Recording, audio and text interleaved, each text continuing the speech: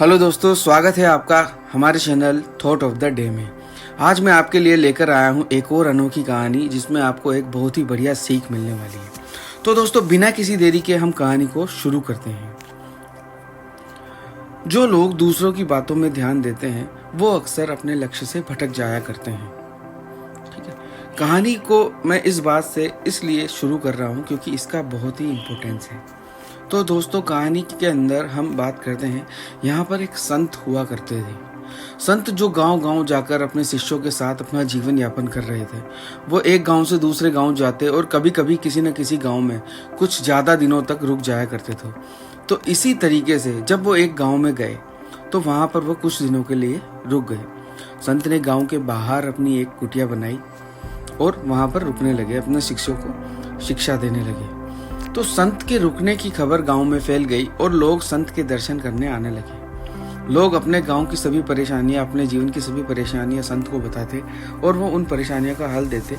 इससे वो संत बहुत प्रसिद्ध हो गए थे। उनकी प्रसिद्धि इतनी फैल गई थी कि गांव के दूसरे गांव के लोग भी उस गांव में आने लगे थे। ये बात देखकर एक ब्राह्मण जो उसी गांव में रहता था वह बहुत क्रोधित हुआ। और वह क्रोधित इसलिए हुआ क्योंकि उसका ऐसा मानना था कि अगर ये संत यहाँ पर इसी तरीके से रहा तो उस ब्राह्मण का वर्चस्व तो खत्म ही हो जाएगा। इस बात को मद्देनजर रखते हुए ब्राह्मण ने संत के बारे में बुरी बातें फैलाना चालू कर दिया। वह संत के बारे में गलत सलत बातें फैलाने लगा।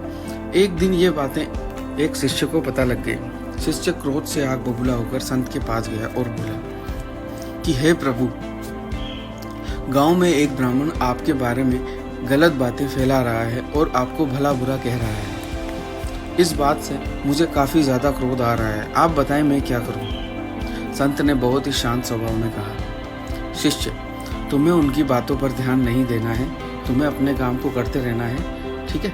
और आगे जाकर अपने आप ऐसे लोग अपने आप शांत हो जाते हैं। लेकिन शिष्य का मन शांत नहीं हुआ, वह अभी भी क्रोधित था। ये बात संत समझ गए। तो संत ने शिष्य को अपने पास बैठाया और उन्हें एक छोटी सी कथा सुनाई।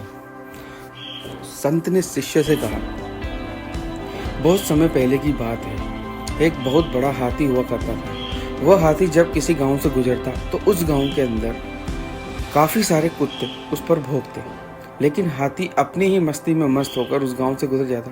वह उन कुत्तों की बातों पर ध्यान नहीं देता क्योंकि हाथी को पता है कि उसका वर्चस्व अलग है और छोटे मोटे कुत्ते जो भौंकते हैं वो उसके वर्चस्व को हानि नहीं पहुंचा सकते। तो ये बात अब शिष्य को समझ में आ गई। शिष्य इस बात को समझ चुका था कि अगर आप अपने आसपास आने वाली छोटी छोटी अड़चनों और रुकावटों और अपने प्रति बुरे व्यवहार को ध्यान देने लगेंगे तो आप अपने लक्ष्य से भटक जाएंगे। और उसने संत की बात को समझ लिया और वह आगे चला गया।